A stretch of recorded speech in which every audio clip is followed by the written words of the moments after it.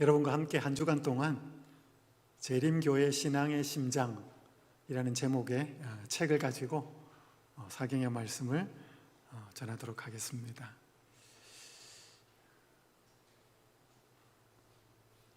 재림교회의 신앙을 지탱하고 있는 5가지 교리의 기둥들이 있습니다.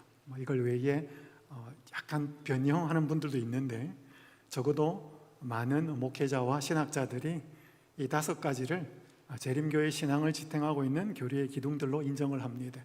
제7일 안식일, 그리스도의 재림, 성소, 조건적 불멸, 예언의 신. 영어로 하면 전부 다 S자로 시작합니다. The Sabbath, The Second Coming of Jesus, The Sanctuary 이렇게 하면서 조건적 불멸을 하는 것은 죽은 자의 상태, The State of the Dead라고 해서 또 Spirit of Prophecy, 예언의 신. S자로 시작하는 건 중요한 건 아닌데 적어도 재림교회에 있어서 다른 교회와는 성경을 가지고 예수님을 믿는 독특하고도 또 분명한 이 5가지 진리를 우리는 재림교회를 지지하고 있는 기둥들로 이해합니다. 이번 한 주간 동안 이 중앙에 있는 성소라고 하는 성소 교리를 가지고 말씀을 좀 살펴보도록 하겠습니다. 몇 년 전에 제가 연수원에서 사역할 때 삼육 서울병원에서 근무하던 한 간호사 여청년이 비신자였습니다. 병원에서 연수원에 일주일 동안 갔다 오라고 해서 억지로 왔어요. 코가 끼어가지고 오기 싫었는데 처음에 오니까 입이 이만큼 나와 있었습니다. 그런데 한 주간 동안 연수 프로그램에 잘 참석을 했습니다. 마칠 때 하나씩 글을 써내는 게 있었는데 요즘은 안 합니다. 그 자매가 이런 글을 썼습니다. 좀 읽어드리겠습니다. 잘 알지 못했던 하나님, 예수님, 성경 말씀, 그리고 교리에 대한 강의를 매일 아침 저녁으로 들으면서 어려운 부분도 있고 처음 깨달은 부분도 있고 감동을 받은 부분도 있대. 나는 교인이 아니지만 이곳 재림연수원에 와서 교인분들과 같이 생활하고 예배에 참석하고 기도하면서 재림교회가 정말 올바른 교회라고 느꼈대. 어떤 사람들은 고지식하고 융통성 없다고 할 수 있고 아무것도 모르면서 자신이 들어오던 교회 이름과 다른 이상한 교회라고 하는 사람도 많대. 사실 나도 그런 사람이었고 지금도 재림교회에 대해서 아는 것이 거의 없지만 구원에 가장 가까운 교회가 재림교회란 걸 느끼긴 충분한 시간이었대. 교회에 나가는 것은 아직 결정하지 못했다. 하지만 굳이 나가야 된다면 재림교회에 다니게 될 것 같다. 그 다음에 마지막 부분이 이렇게 돼 있어요. 조금 제한이 많고 까다롭지만 그게 성경대로 따르는 것이라면 그렇게 하는 것이 맞으니까 말이다. 제일 마지막 부분이 굉장히 감동적이었어요. 여러분 재림교회 좀 다니려면 좀 까다로워요? 재림교회 좀 까다로워요. 또 먹지 마라, 예배 드리는 날 달라요. 안식일, 대부분의 사람들이 다 믿고 있는 영혼. 근데 이 자매가 한 일주일 동안 어떤 것들을 보고 느꼈는지 모르겠지만 좀 제한이 많고 까다롭지만 그게 성경대로 따르는 것이라면 그렇게 하는 게 맞다고 느꼈다는 것입니다. 여러분, 그죠? 신앙은 우리의 생각대로 하는 게 아니고 성경이 말씀하는 바를 따라가는 것이 올바른 신앙이에요. 그것이 내 생각하고 안 맞고 오늘 우리의 보편적인 기준과 관점에 다르더라도 성경을 따라가는 신앙이 올바른 신앙이라고 할 수 있습니다. 물론 다른 교회에도 그렇게 열심히 성경을 따라가는 신자들이 있어요. 이번 한 주간 동안 우리 재림교회의 어떤 기둥과 같은 교리들을 다 살펴볼 필요는 할 수는 시간도 없지만 어쨌든 성소교리 부분을 좀 살펴보면서 더 성경 진리로서의 분명한 개념을 좀 이해하는 시간이 되었으면 좋겠습니다. 이 책의 원래 제목은 성소교리에 관한 연구라고 하는 책입니다. 앙헬 로드리게스라고 하는 오랫동안 대총의 성경 연구소장을 지낸 분입니다. 총 7과로 되어 있는데 제가 이 책 여러 번 읽었어요. 근데 좀 어려워요. 그래서 할 건 하고 뺄 건 빼겠습니다. 여러분들이 가능하면 한 주간 동안 좀 읽어주시면 고맙겠습니다. 오늘 저는 첫 번째 날로 십자가와 하늘 성소라는 제목으로 교재 1장을 중심으로 좀 살펴볼 것입니다. 그 외에 교재 1장이 짧기 때문에 제가 많은 부분을 좀 추가할 겁니다. 십자가, 승천, 하나님 우편에 앉으심이라고 하는 1장의 제목을 중심으로 살펴보도록 하겠습니다. 여러분, 운동 경기 중에 철인 3종 경기라는 것이 있습니다. 혹 들어보셨습니다? 세 부분으로 되어 있는데, 먼저 바다에서 수영을 해요. 얼마를 하느냐 하면 3.8km를 합니다. 굉장히 먼 거리죠. 끝나자마자 사이클, 자전거를 타는데 182km를 탑니다. 끝나자마자 마라톤 42.195km를 풀코스로 뜁니다. 이 세 개를 다 연결해서 끝내야 한 경기가 마치는 것입니다. 이 경기를 17시간에 완주하면 철인이라고 하는 칭호를 부여합니다. 아무리 수영을 잘하고 사이클을 잘 마쳤다 해도 마라톤까지 뛰지 않으면 이 경기에 완주한 것으로 치지 않습니다.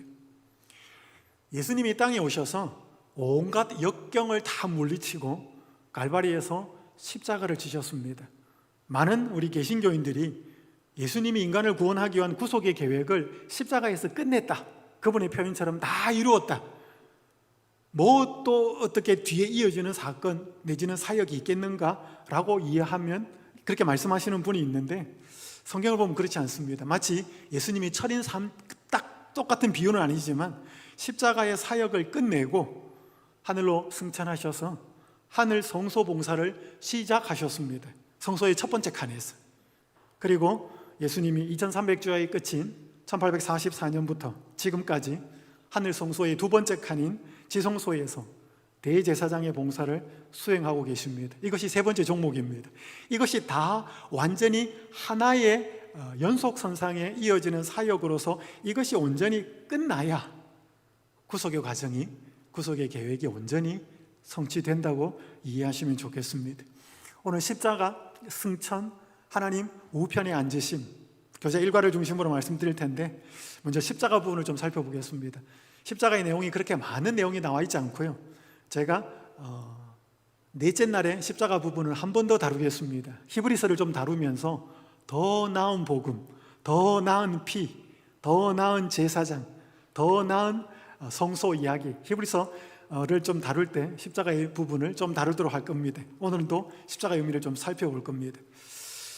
십자가는 참 많은 것을 이야기하지만 첫 번째 좀 중요한 것은, 나중에 이제 제가 조사심판 이야기를 다룰 텐데, 이 조사심판은 결국 우리의 죄의 문제가 용서받았느냐, 해결이 되었느냐, 이 사실을 내가 정말로 믿음으로 믿고 그 삶의 모습까지 열매로 맺혀지느냐 라고 하는 부분을 다룰 것입니다. 또 한번 살펴볼 터인데, 첫 번째 십자가를 통해서 우리가 깊이 좀 확신하고 깨달아야 될 것은 우리의 죄가 십자가를 통하여 용서되었다는 것입니다.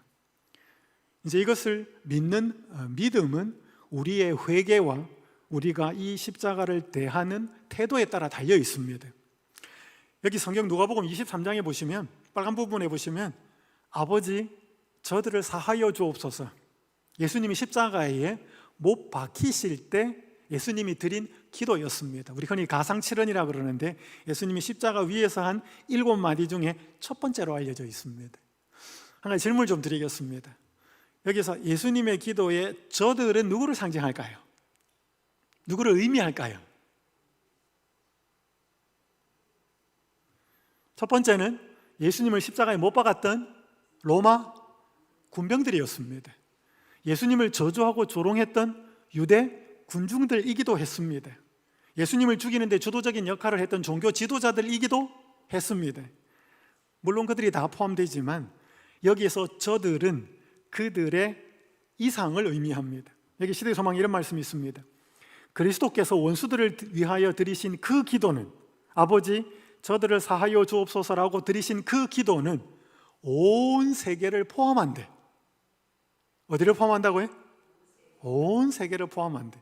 그것은 이 세상이 시작한 때로부터 끝날 때까지 이 땅에 살았거나 앞으로 살게 될 모든 죄인을 포함한다.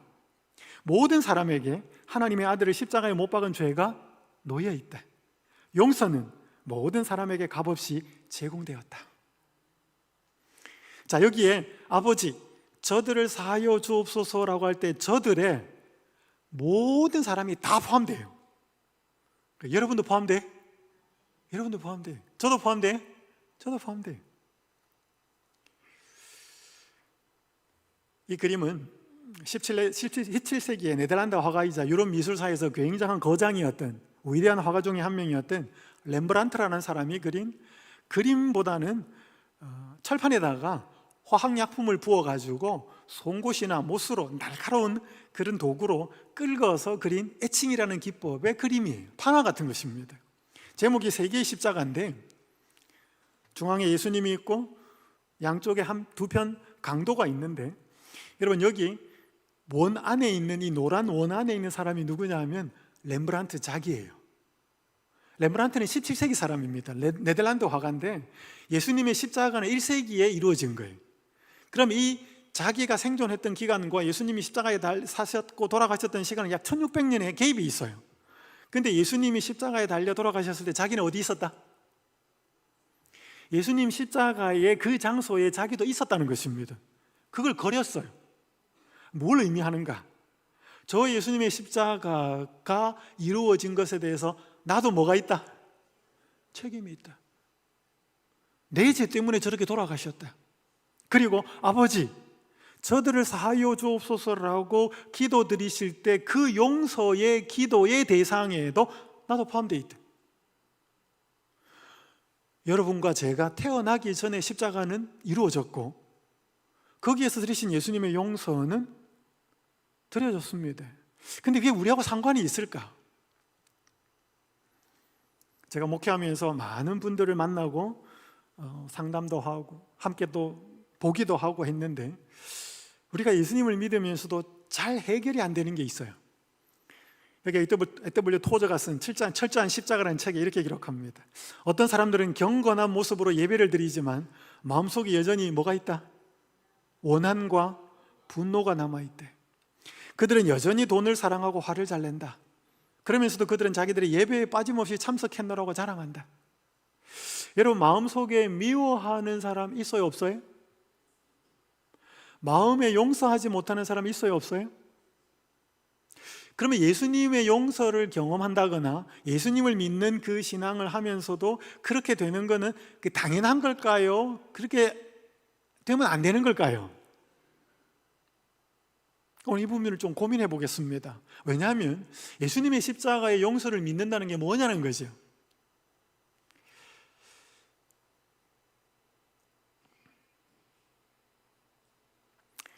교회 중에 이런 말이 있습니다. 나는 하나님의 종들 중 어떤 사람들, 심지어 목사들까지도 너무 쉽게 낙심하고 자아가 너무 쉽게 상처를 받으므로 실제로는 그렇지 않음에도 불구하고 멸시를 받고 상처를 입었다고 스스로 생각하는 것을 보았대. 그들은 그들의 처지가 어렵다고 생각한다. 여러분, 종종 상처받죠? 받았다고도 그래. 근데 전혀 상처받을 상황이 아닌데도 스스로 상처를 입었다고 생각하는 사람들이 있어요. 왜 그래요? 굉장히 연약하다는 거죠. 남은 상처를 안 줬어. 근데 자기는 뭐 했어? 받았어. 그 집에 가가지고 막 혼자서 고민에 빠지는 거. 약하고 연약해서 그래. 한번 감정이 상하게 되면 하나님도 손을 대지 못하는 것이 한국 그리스도인이다. 굉장히 우스갯소리고 약간 좀 뼈 있는 말이지만 굉장히 가슴 아픈 이야기. 자, 오늘 제가 이 부분을 여러 설교를 통해서도 이 말씀을 드렸는데 오늘도 여기서 좀 하겠습니다. 마태복음 18장에 보면 예수님이 베드로가 예수님께 나와서 주여, 형제가 내게 죄를 범하면 몇 번이나 용서해 주리까? 7번까지 하오리까? 그때 예수님이 7번뿐 아니라 7번을 70번까지라도 할지니라. 잠깐 질문 드리겠습니다. 여러분, 다른 사람이 잘못하면 몇 번 용서해 주실 수 있어요? 7번 해줄 수 있어요? 몇 번까지 해줄 수 있어요?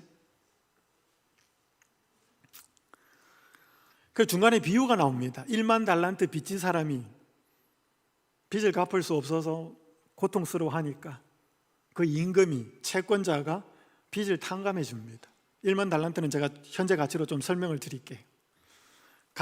그렇게 탕감받고 가다가 자기 채무자를 만납니다. 100데나리온 빚진 자를 만나서 목을 틀어쥐고 갚아라 그래요. 그 이야기를 주인이 들어요. 주인이 화가 나서 그 사람 도로 가둡니다. 갚아라. 그러면서 35절, 너희가 각각 마음으로부터 형제를 용서하지 아니하면 나의 하늘아버지께서도 너희에게 이와 같이 하시리라. 여러분, 이게 앞부분과 뒷부분이 다 용서 이야기예요. 근데 중간에 돈 이야기예요. 그러니까 중간에 돈 이야기는 돈 이야기가 아니고 용서에 관한 이야기라는 거예요.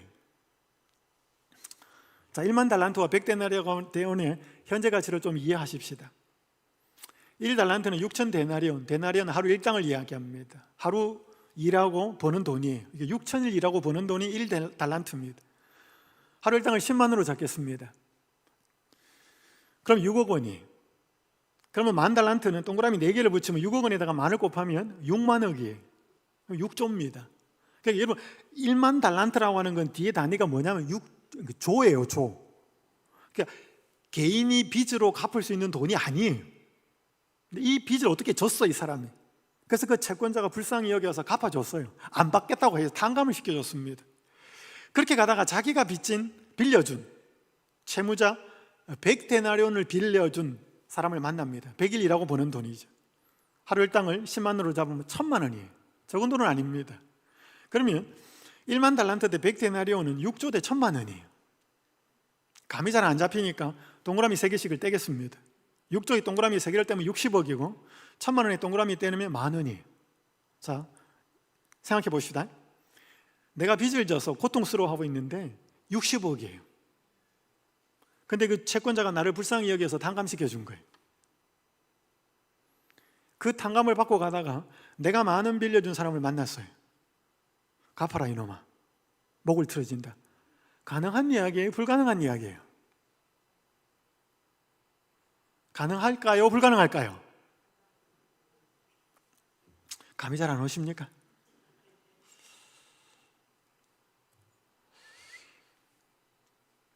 여러분, 여기 1만 달란트의 탕감의 이야기는 우리가 하나님으로부터 받은 죄의 용서가 무한히 크다는 거예요. 그게 십자가를 통해서 이루어진 거예요.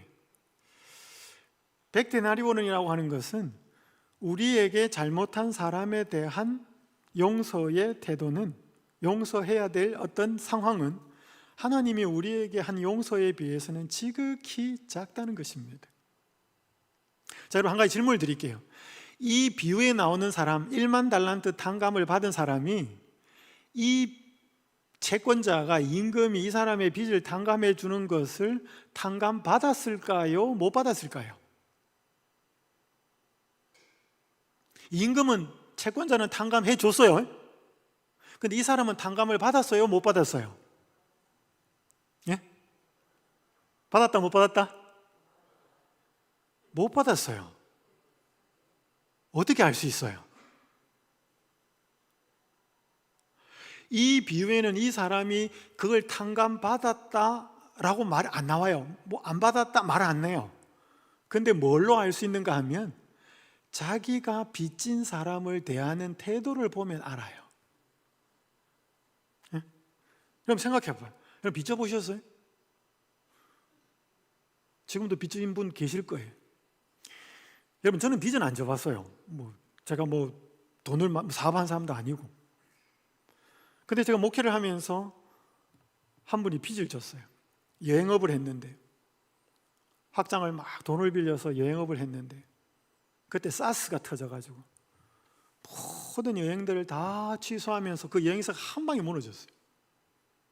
그러니까 은행에서 빨간 딱지 붙이고 채권자들이 찾아오고 그러니까 남편은 막 도망 다니고, 그 부부가 돈을 안 주니까 딸이 3명이었습니다.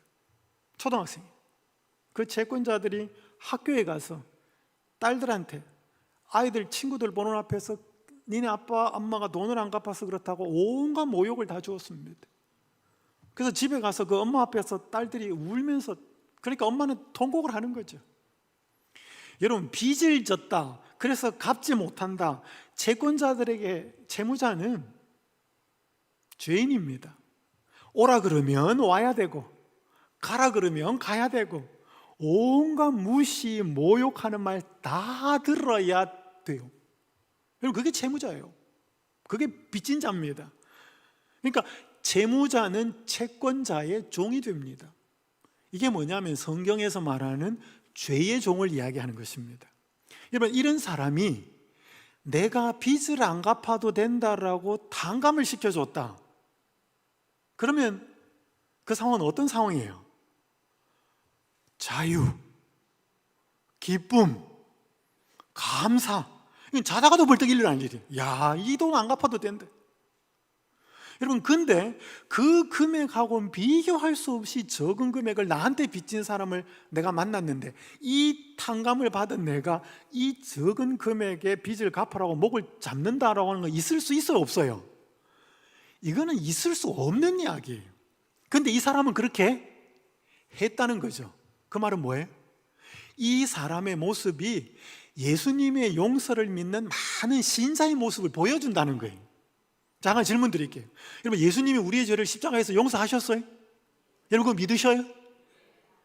근데 여러분, 그거 믿는 거는 말로 하는 게 아니에요. 내가 그걸 믿는 거는 나한테 잘못한 사람의 태도가 그걸 보여주는 거예요. 근데 많은 신자들이 어떠냐면, 용서는 받은 거면 받은 거고 내가 용서를 못 해주는 건 못 해주는 거예요. 많은 신자들이 그렇게 살아요. 여러분, 어떠셔요? 여러분이 만약에 예수님의 용서를, 십자가에서 이루어진 용서를 정말로 여러분의 것으로 받아들였다면 용서 못할 사람이 있다, 없다? 없어요. 왜? 이 차이가 비교할 수 없기 때문에. 근데 많은 사람이 그렇게 살아요.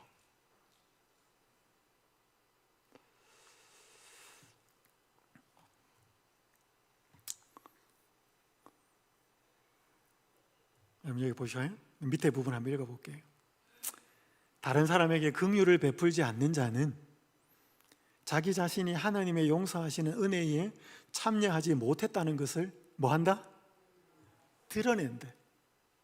우리는 남을 용서했기 때문에 용서받는 게 아니라 남을 용서한 것처럼 용서받는다. 자, 빨간 부분 읽겠습니다. 다른 사람의 시작.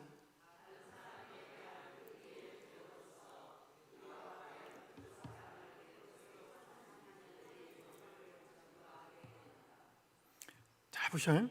다른 사람에 대한 우리의 태도로서 우리가 과연 그 사랑, 하나님 사랑, 예수님 사랑, 예수님의 용서를 내 것으로 삼았는지의 여부를 증거하게 된다.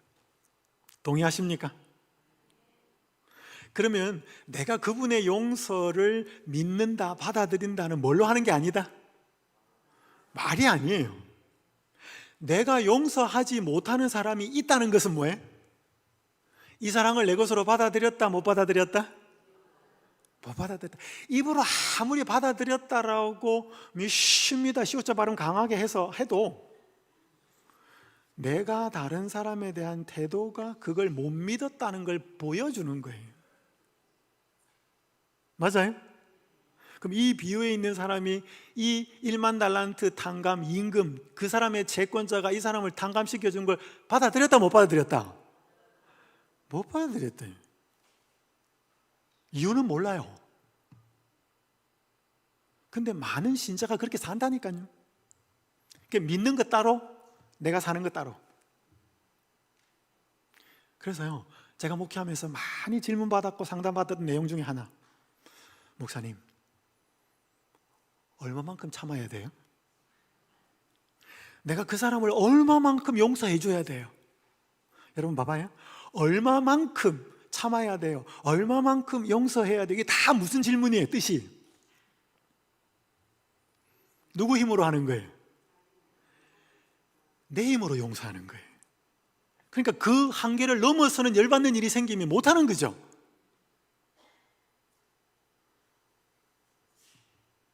여러분, 베드로가 예수님이 7번 용서하면 됩니까? 물었을 때 예수님 칭찬하지 않았어요. 7번을 70번씩. 이 말의 뜻이 뭐냐 하면, 베드로야, 너 7번까지 용서할 수 있냐? 그런데 내가 이루어질 곧 예수님의 그 나의 십자가, 하나님의 그 용서를 너가 정말 가슴으로 받아들이고 믿는다면 7번까지, 몇 번까지 용서하면 되겠습니까? 라고 하는 질문을 하지 않을 거야, 이 말이에요. 여러분, 그 질문 자체를 한다는 그 말이 뭐예요? 내 힘으로 한다는 거예요. 이 용서를 받아들인 힘으로 하는 게 아니고. 이해되셔요? 근데 여러분, 이 용서가 받아들여져요, 안 받아들여져요? 그래서 우리가 뭘 해야 되느냐면 회개를 해야 돼요. 여러분, 이 용서가 이루어졌어요? 안 이루어졌어요?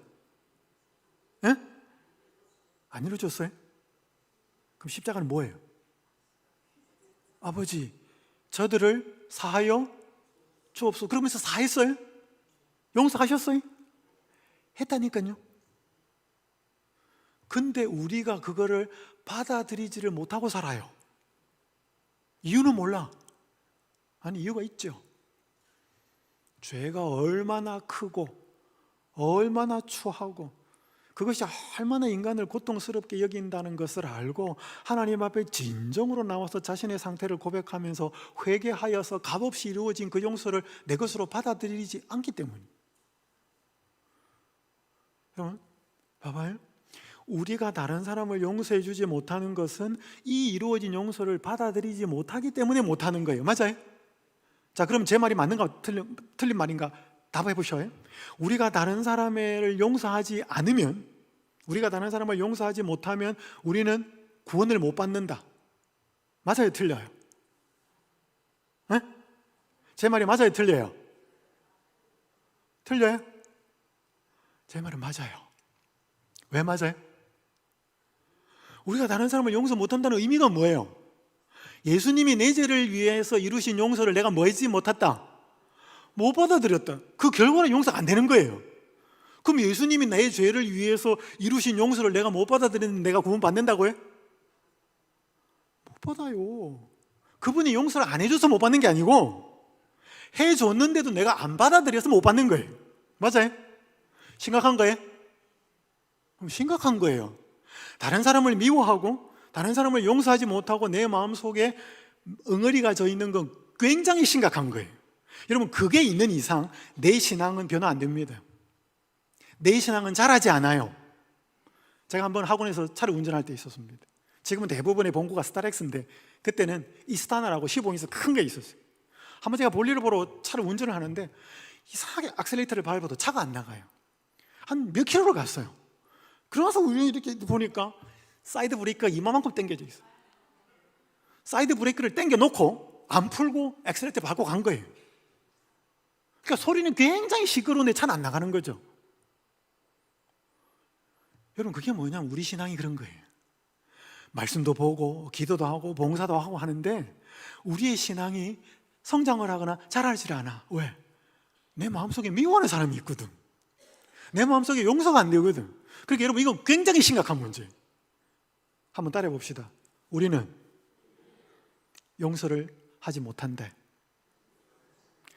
용서는 하는 것이 아니고 되는 것이 돼. 용서는 하는 게 아니고 용서는 되는 거예요. 누가 계실 때 나를 용서하신 그 용서의 하나님이 내 마음속에 계실 때 용서는 되는 거지. 제가 한 예를 들어볼게요. 이야기를 하고 합시다. 이 사람 키가 134cm, 김혜영 씨라고. 한 집안에 첫째로 태어났어요. 아버지가 아들이 아니고 딸이라고 기분이 나빴어요. 그래서 아이가 이렇게 있는데 발로 툭 차서 이렇게 밀어버렸어요. 근데 이 척추에 맞아가지고 장애인이 돼버렸어요. 어느 날 자다가 일어나 보니까 아버지가 서 있었어요. 아버지가 서 있는 게 아니고 목을 메어 자살을 한 거예요. 엄마는 정신분열증. 밑에 동생이 4명이 있어요. 초등학교 졸업하고 14살에 남의 집 식모살이를 하러 갑니다. 장애인, 아버지는 목매달아 자살, 엄마는 그 모든 잘못이 자기에게 있다고 하면서 자기를 학대하는 정신분열증. 거기서 살았어요. 편물을 배웁니다. 기계 편물을. 근데 그 기계 편물을 가르쳐주는 선생이 이 아이가 너무 딱하고 그러니까 너는 앞으로 네 인생 이 세상에 살기 힘들다. 너는 반드시 예수를 믿어야 된대. 편물만 가르쳐준 게 아니고 예수님을 가르쳐줬어요. 예수님이 누구다. 근데 이 여성은 지금 뭐 하냐면 케냐에서 국제사회봉사자라고 일하는데 박사학위까지 받았어요. 굉장히 열심으로 삽니다. 근데 책에서 그녀가 이렇게 고백합니다. 자기 인생이 바뀌어진 터닝 포인트가 있었습니다. 나는 나를 미워하지 않았고 싫어하지도 않았대. 부모님이 물려준 그 모든 불행과 환경에 대해 용서하고 장애인인 나도 용서했대. 여러분, 사람 중에요, 자기를 용서 못하는 사람 굉장히 많아요. 내가 나를 정의롭게 대접하지 않고 나의 나됨을 용서하지 않고서는 인생을 살아가기가 참으로 힘들 것이라는 사실을 15살 때 깨달았대. 14살에 기계편물 처음으로 배우러 갔는데 그걸 가르쳐주는 선생이 예수까지 가르쳐준 거예요. 기독교에 귀의하고 나서도 하나님이 용서한 나를 내가 용서하지 않는다면 참 믿음이 아니기 때문이다. 거기서부터 시작했대. 나 자신을 용서하고 받아들였는데 어찌 다른 사람들의 못남과 괴팍함과 무례함을 용서하지 못할까? 더 나아가 나에게 무례하고 무성의했던 운명도 용서했다. 물론 부모님을 포함한 주변 사람들도. 그렇게 하고 보니 자연스럽게 내 마음에서는 불평이라는 놈이 떠나갔다. 이 놈이 가면서 질투, 시기, 원망을 데리고 떠나갔다. 완전히 인생이 달라집니다. 누구를 용서해? 저주받은 내 인생을 용서합니다. 누가 용서했어? 예수님이 용서한 거예요. 그 사실을 깊이 깨닫고 감동되니 그분이 용서했는데 내가 용서 안 한다면 그게 말이 안 된다는 거지. 나를 용서하고 나니까 나를 괴롭히던 사람들도 용서가 되더라는 것입니다. 그 용서가 되면서 불평도 떠나가고 질투도 떠나가고 시기도 원망도 떠나가고 굉장히 멋진 인생을 살고 있습니다. 그럼 다시 한번 말씀드리지만 예수님, 이걸 이제 나중에 조사심판까지 계속 이야기할 겁니다. 여러분, 조사심판은 딴 거 아닙니다. 우리가 예수님을 믿는 믿음이 진짜인지 아닌지를 확인하는 일이에요. 왜냐하면 예수님은 다 알아요.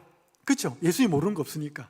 근데 나중에 말씀드리겠지만 구속의 계획은 예수님하고 우리 사이만 이루어지는 게 아니고 온 우주가 보고 있어요. 사탄의 천사들도 보고 있고 타락하시는 거민들도 보고 있고 그 사람들한테 예수님이 구원하시는 그 구원의 과정이 합당한지 안 한지 증명이 돼야 돼. 여러분, 그 속에서 일어나고 있는 과정이에요. 그래서 결국은 믿음으로 구원받는데 그것을 진짜로 믿었다라고 하는 증거가 뭐냐는 거지. 그걸 확인하겠다는 것입니다. 그래서 여러분, 조사심판은 죄를 확인하는 게 아니고 믿음을 확인합니다. 왜? 그 믿음이 없이는 뭐가 안 되니까. 구원의 결과가 안 나타나니까. 여러분, 제가 십자가 이야기 굉장히 할 거 많습니다. 한편 강도에게 이렇게 말합니다. 그러니까 용서의 문제를 우리가 깊이 한번 이제 씨름해야 돼. 예수님이 십자가에서 이루신 그 용서가 진짜 내게 되는지. 자, 두 번째는 구원의 문제입니다. 비슷한 이야기지만 약간 국면이 달라요.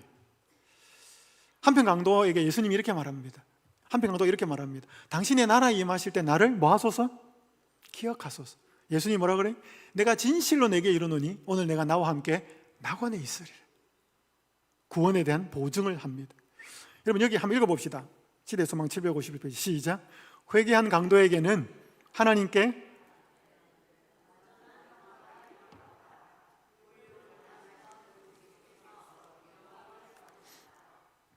회개한 강도에게서는 하나님께 간합된 뭐가 있었다? 완전한 평화가 있었다. 여러분, 이 사람 지금 뭐 한 거 있어요? 지금 십자가에 매달려 있어요. 십자가에서 내려왔어요. 곧 죽을 거예요. 곧 죽을 거예요. 자기가 가진 문제 해결 안 됐어요. 근데 마음속에는 뭐가 있었어요? 완전한 평화. 여러분, 이게 구원이에요. 많은 사람들이 내가 암에 걸렸는데 암이 나아야 나는 평화가 있을 수 있다고 생각해. 나는 돈 문제가 있는데 돈 문제가 해결이 되어야 나는 평화가 이룰 수 있다. 여러분, 우리도 평화가 있어요. 여러분도 평화가 있습니다. 근데 그 평화 누가 열받게 하면 사라져 버려. 자식이 속생이면 없어져 버려. 돈이 좀 없고 돈 때문에 고통당하면 사라져 버려. 몸이 아프면 사라져요. 근데 여기 평화는 환경이 주는 그 고통과 문제 속에서도 있는 평화예요. 여러분, 이게 누가 주는 거냐면 예수님이 주는 거예요. 근데 여기 보니까 회개한 강도에게는 하나님께 간합된 완전한 평화가 이르러 왔는데 굴욕을 당하시던 예수님이 왜 영광을 받으셨어요? 이때 예수님을 그리스도로 인정한 사람은 단 한 명도 없었어요. 누구만 인정한 거예요? 한편 강도만 인정합니다. 그러니까 뭐 달라 그래요? 당신의 나라가 임하실 때 나를 뭐 해달라고요? 기억해달라고. 나 잊지 말아달라고. 당신의 나라에 내가 살 수 있게 해달라고. 즉 무슨 말을 하는가 하면 구원을 요청합니다. 여러분, 예수님에게 예수님만이 주실 수 있는 것을 요청할 때 예수님은 영광을 받습니다. 여러분, 예수님은 우리가 돈 좀 주세요 그러면 영광 받으실까요? 그 돈은 세상에 돈 많은 사람도 줄 수 있잖아요. 예수님 저 높은 자리 하나 주세요 그러면 예수님 영광 받을까요? 여러분, 세상에 높은 자리에 있는 사람은 그 밑에 있는 자리 줄 수 있어요. 근데 내 마음속에 세상이 줄 수 없는 평안을, 구원을 주세요라고 요구할 때는 우리는 어느 대통령이나 어느 돈 많은 부자에게 그걸 아무리 달라 그래도 줄 수가 없어요. 그거 누구만 줄 수 있어요? 예수님만 줄 수 있어요. 그래서 예수님만 주실 수 있는 걸 달라고 요구할 때 그분은 영광 받습니다. 여기 보셔요. 하나님께서는 때때로 우리가 이해하지 못하는 방법으로 축복을 주신다. 그분은 우리가 필요로 하는 것을 적절하게 주신다. 아무도 나에게는 예쁘지 않은 포장지처럼 보였지만 알고 보니 그 속에 하나님이 주시고자 하는 선물이 있었대. 하나님께서 가랑비처럼 은혜와 사랑을 촉촉하게 채워주셨대. 지금의 내 신앙은 불같이 강렬하진 않지만 흔들리지 않는 평온함이 있다. 16년 이상 이비인후과를 운영했던 의사가 암에 걸립니다. 제가 알고 있는 누나예요. 1살 많은 누나예요. 대학생 선교회 때 같이 하면서 열심히 활동했던 사람, 열심히 신앙했어요. 근데 암에 걸렸어요. 여러분, 우리가 암에 걸렸을 때 암이 해결을 되어야 내 마음속에 평온함이 생겨요. 근데 이 집사님은 암이 해결되지 않았음에도 불구하고 내 마음속에는 평온함이 있다는 거예요. 이거 누가 주는 거예요? 이거는 하나님만 주실 수 있는 거예요. 그게 한편 강도가 누리는 마음의 평안함이라는 거예요. 여러분, 그래서 예수님한테 예수님이 줄 수 있는 걸 달라 그래야 돼.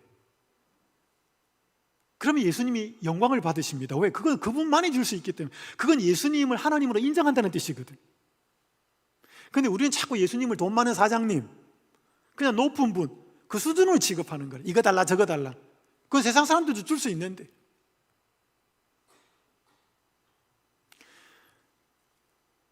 세 번째는 믿음의 문제예요.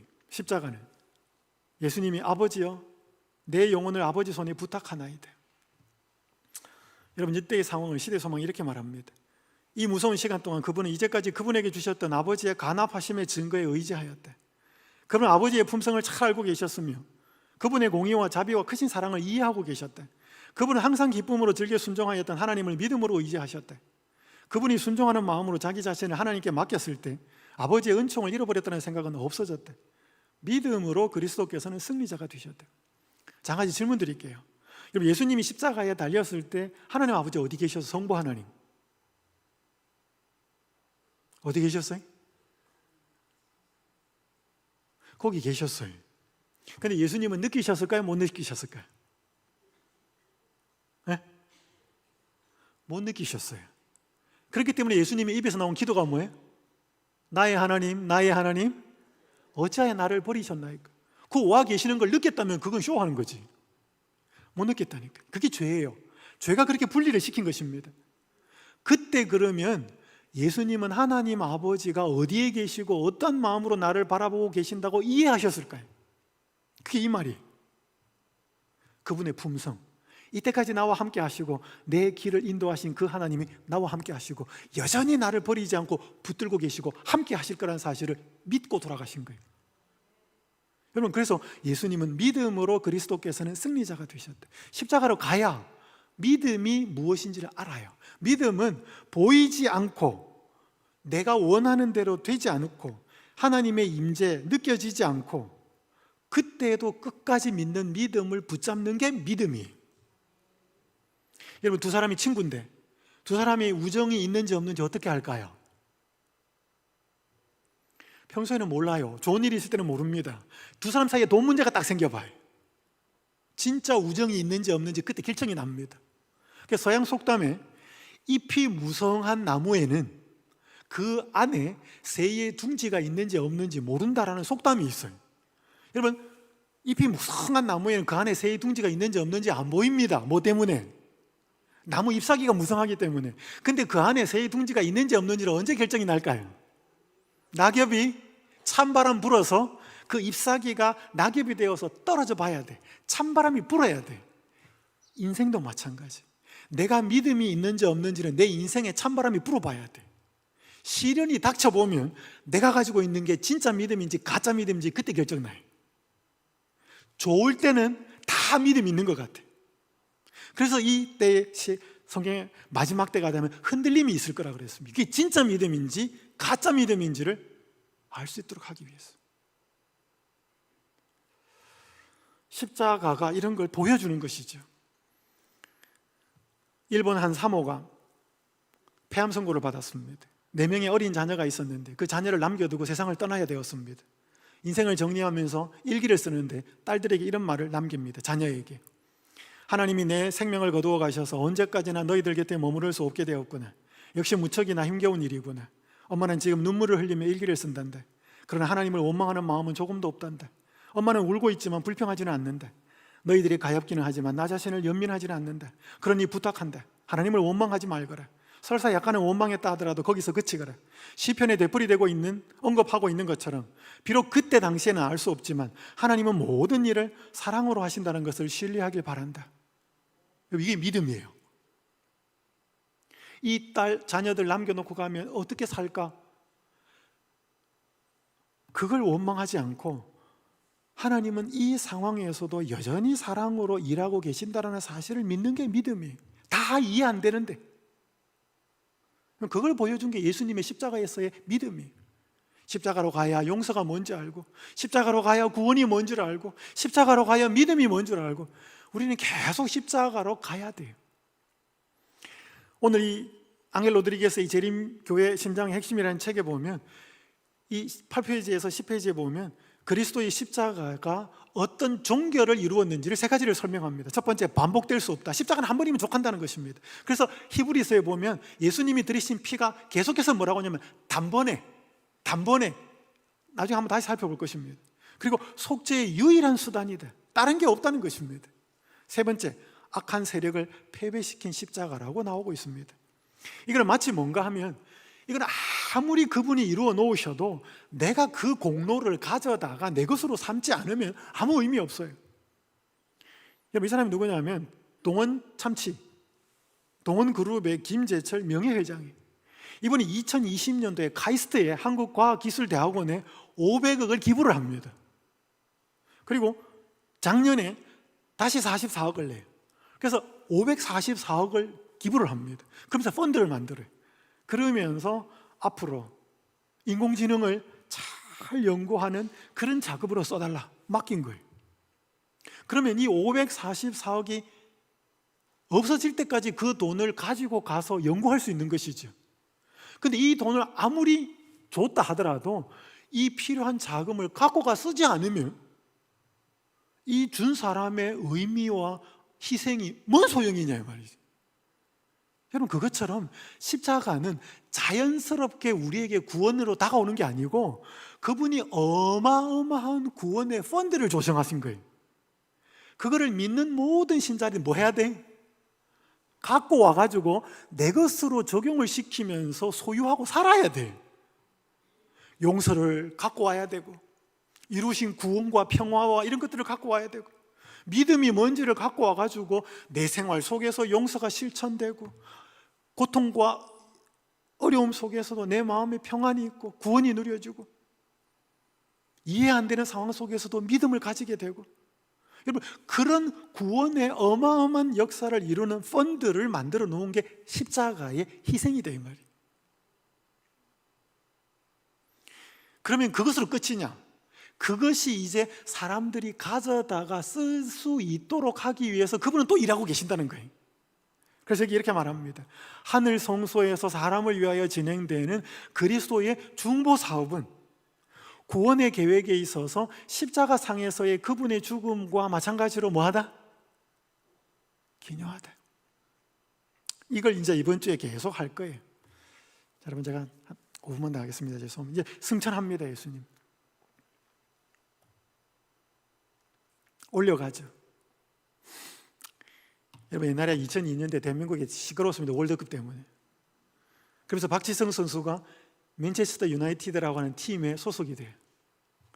여러분, 박지성 선수가 여기 입단하기 전에는 한국 사람한테 맨체스터 유나이티드라는 팀은 있는지 없는지도 몰랐어요. 많은 사람들한테. 근데 이때가 제 어린 아들 둘이가 초등학생이었어요. 둘째는 초등학교도 들어가기 전이고. 그러면 맨유 경기하면 새벽에 경기 봅니다. 누구 보려고? 이선수 보려고. 그러니까 박지성 선수 한 명 때문에 대한민국 사람들한테 맨체스터 유나이티드라고 하는 팀 자체가 갖는 관점이 바뀌어 버렸어요. 맞아요. 그 선수 때문에 뭐 여기 있는 뭐 로고가 어떻고 뭐 어떻고 영국이 어떻고. 여러분, 예수님이 승천하고 난 다음에는 제자들한테 하늘이 이해되는 개념이 바뀌어 버립니다. 그전에는 하늘은 굉장히 막연한 곳이에요. 근데 예수님이 하늘로 승천하여서 내가 너희를 위하여 기도하고 있고 내가 너희를 다시 데리러 오겠다. 그분이 더 올라가시고 난 다음에 사람들이 생각하는 하늘의 개념은 바뀌어 버립니다. 여기 이렇게 말합니다. 제자들은 더 이상 장래에 대한 아무런 의혹도 갖지 않았다. 그들은 예수께서 하늘에 계시며 여전히 그분이 그들을 동정하신다는 것을 알고 있었다. 그들은 하나님의 보좌 곁에 저희의 누가? 친구가 계시다는 것을 알고 있었으며 그들은 그들의 요구를 예수님의 이름으로 아버지께 열심히 구했대. 그러니까 예수님이 승천하신 이후로부터 제자들이, 그리스도인들이 하늘을 보는 관점이 바뀌어버린 거예요. 박지성 선수가 맨체스터 유나이티드에 입단하고 나서 선수가 되고 난 다음부터는 그 팀을 바라보는 생각이 바뀐 것처럼. 하늘 좀 보고 사셔요? 이 하늘? 여러분, 돼지는 하늘을 볼까요? 못 볼까요? 돼지는 하늘을 못 봐요. 목이 두꺼워가지고. 해부학적으로 돼지는 하늘을 못 봐요. 근데 여러분, 돼지가 언제 하늘을 본지 아셔요? 자빠져야 봐요. 발랑 뒤집어져요. 여러분, 우리가 마땅히 하늘을 바라보고 살아야 되는데 하늘을 잘 못 봐. 세상에 눈이 너무 많이 가 있어요. 근데 언제 우리가 하늘을 본지 아셔요? 무너지고 넘어지고 실족하고. 여러분, 그래서 헬라어로 안트로포스라는 단어가 사람이란 말이에요. 인간. 근데 안트로포스의 뜻이 뭐냐면 위를 쳐다보는 자예요. 사람은 어디를 보고 살아야 돼? 근데 위를 안 보고 살면 사람이 제대로 못 산다 이 말이에요. 예수님이 하늘로 승천하셔서 기도하고 있는 친구가 있다는 사실을 알고서 힘들 때도 하늘 보고 기쁠 때도 하늘 보고, 그래서 자꾸 하늘을 보고 살아야 돼 우리가. 그분이 거기 계시니까. 자, 그분이 그럼 그 가세에서 뭐 하셨나? 하나님 우편에 앉으셨습니다. 어떤 데는 성경에 보면 하나님 우편에 쓰셨다 그랬어요. 스데반 볼 때 하나님 섭니다. 섰다 앉았다 그 전부 다 하나님의 사역을 이야기하는 것입니다. 십자가와 부활 승천으로 올라가셨고 언젠가는 다시 오실 겁니다. 그럼 지금 뭐 하냐? 하나님 우편에 앉으셔서 두 가지 일을 합니다. 이기는 그에게는 내가 내 보좌에 함께 앉게 하여 주기를 내가 이기고 아버지 보좌에 함께 앉은 것과 같이 하리라 라고 하면서 하나님과 공동 통치자로서 왕의 역할을 하고 계십니다. 이건 이제 계속 살펴볼 거예요. 두 번째는 지금 우리가 하는 말의 요점은 이러한 대제사장이 우리에게 있다는 것이래. 그는 하늘에서 지극히 크신 이의 보좌 우편에 앉으셨으니 이것은 강구자와 중보자로서 대제사장의 역할을 한다는 것입니다. 강구자는 우리를 위해서 기도한다는 뜻이고 중보자는 하나님과 우리 사이에 쌍방에 있어서 조율을 한다는 것입니다. 여러분, 중간 역할을 하는 사람이 한쪽만 일반적으로 편을 두면 안 돼. 하나님을 위해서 역할을 하기도 하고 우리를 위해서 역할을 하기도 하고. 이분이 지금 하늘 보좌에 계시다는, 그럼 이게 오늘 이 교제의 일과입니다. 십자가, 승천, 하나님 우편에 앉으셨다는 것. 이 말만 읽고 말씀 마치고 제가 기도하겠습니다. 우리가 어떠한 처지에 놓일지라도 우리의 길을 지도하시는 분이 계시며 우리가 어떠한 번민 가운데 빠질지라도 우리에게는 확실한 좋은 자가 계시다. 어떠한 슬픔과 사별과 외로움이 우리의 앞을 가로막을지라도 우리에게는 동정이 많으신 친구가 계시다. 우리가 알지 못함으로 인하여 실족하는 일이 있을지라도 그리스도께서는 우리를 버리지 않으신다. 나는 그대의 슬픔을 견디었으며 그대의 투쟁을 경험하였으며 그대와 같은 유혹을 당하였다. 나는 그대의 눈물을 안다. 나도 역시 울었다. 인간의 귀로 차마 들을 수 없는 극한 슬픔을 나는 안다. 그대는 고독하고 버림을 받았다고 생각지 말라. 그대의 고통이 세상에 있는 어떤 사람의 심금도 울리지 못할지라도 나를 바라보고 살아라. 산들은 떠나며 작은 산들은 옮길지라도 나의 인자는 내게서 떠나지 아니하며 화평케 하는 나의 언약은 옮기지 아니하리라. 너를 긍휼히 여기는 여호와의 말이니라. 아멘. 이분이 지금 하나님 우편에 앉아 계십니다. 그리고 그분이 무슨 일을 하고 계시는지를 이번 한 주간 계속 살펴볼 것입니다. 십자가에서 이룬 그 구원의 어마어마한 공로의 펀드를 그분이 우리가 어떻게 누리고 살아갈 수 있도록 하기 위해서 이 십자가의 사역을 이어서 하늘 성소 봉사 사업을 하고 계시는지 살펴보겠습니다. 이번 한 주간 시간을 내셔서 오셔서 이것을 깨닫고 이 구원의 공로를 내 것으로 여기며 살아가는 우리 성도님들이 되는 한 주간이 되었으면 좋겠습니다. 기도하겠습니다. 하늘에 계신 아버지 하나님, 우리의 선택과 우리의 결정에 상관없이 우리의 모든 죄를 지고 예수님이 십자가를 지셨음을 인하여 감사합니다. 그분의 그 희생 공로를 안다, 믿는다, 내 것으로 받아들였다 말은 자주 하지만 너무나 우리의 삶과 그 공로를 받아들이는 우리의 믿음이 따로 놀 때가 너무나 많습니다. 오 아버지 하나님, 우리의 믿음 없음을 용서하여 주시고 우리의 불신을 긍휼히 여겨주셔서 이 십자가의 공로를 온전히 우리의 것으로 소유하고 사는 주의 백성들 되도록 인도하여 주시옵소서. 이제는 이 땅만 보고 살 것이 아니라 우리를 위하여 승천하시고 하나님 보좌 우편에서 중보 사업을 하고 계시는 우리의 사랑하는 친구가 있다는 사실을 늘 인정하고 깨달으며 하늘을 올려다보며 살아가도록 인도하여 주시옵소서. 이번 한 주간 이 예수님을 더 선명하게 살펴봄으로 우리의 마음이 뜨거워지고 구원의 소망 가운데 재림을 확신하며 살아가는 한 주간이 되도록 축복하여 주시옵기를 우리 주님 예수님의 이름으로 간절히 기도하옵나이다.